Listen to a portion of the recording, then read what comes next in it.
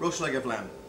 Beautiful leg of lamb sitting on a trivet. Now what the trivet does, it allows the air to pass underneath the leg to roast evenly throughout the cooking procedure. Now this leg has been hip hung. Now the difference between hip hung lamb and normal lamb, which is hung by the Achilles, is when it's hung from the hips, the legs and the shoulders hang naturally down.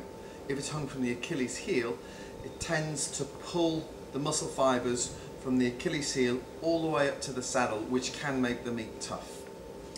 Now the oven's now set on 220 degrees. We're going to put this lamb in the oven. It's been basted slightly with a touch of vegetable oil, seasoned lightly with a touch of salt. That'll go in the oven now for 15 minutes, as I say, on 220 degrees. The temperature's turned down to 180. Now all ovens roast differently, if it's convected, if it's dry heat. The best way to see if this lamb is done is to probe with an internal probe. The temperature inside, what you're looking for, if you're looking for a medium joint, is 59 to 63 degrees.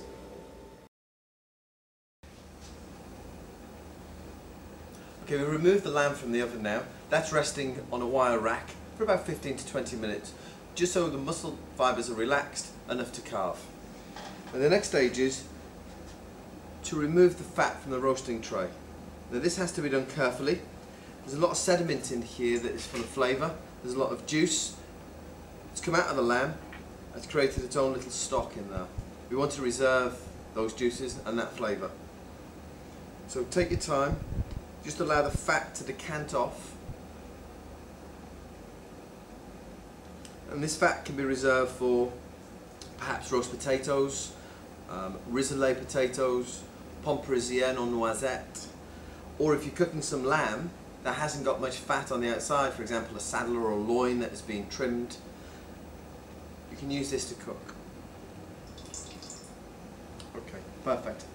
As you can see, a little bit of sediment, a little bit of oil, a lot of these roasting juices caramelise onto the bottom of the pan. That's where all the flavour is for the jus roti.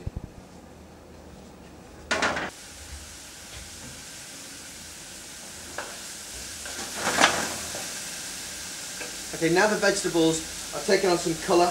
We've moved some of the sediment around. I'm going to deglass with a nice light brown stock. And at this point, we scrape up all those roasted caramelised juices that have adhered to the bottom of the pan during cooking. I mean, the flavours from this is beautiful. Very clean, very clear.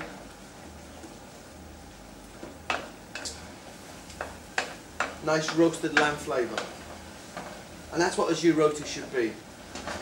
It shouldn't be rich or overpowering or dominate the meat. It's roasting juices, roast gravy.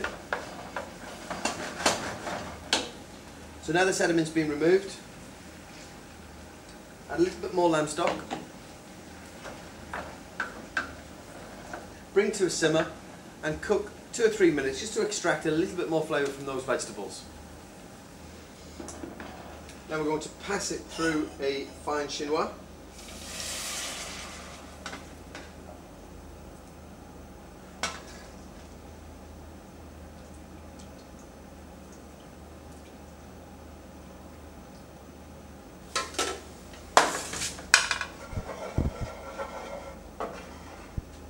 And that's ready to put into a saucier and serve alongside the roast lamb.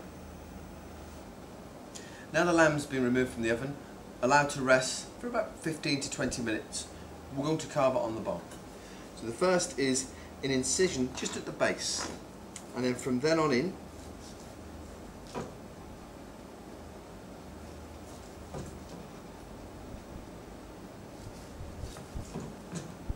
about a 45-degree angle.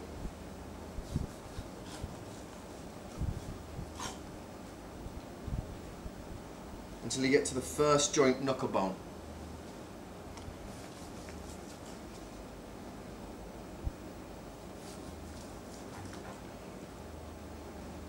Now as you can see, this meat is quite dark, so this is the well done part. Now we're coming into the thicker part of the leg. Will start to become medium rare.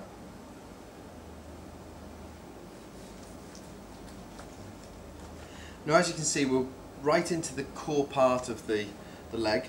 I'm going to continue all the way up to the top of the bone, turn it over, and what's left down here, just slice in the same process, and then on the other side. Carving of roast leg of lamb.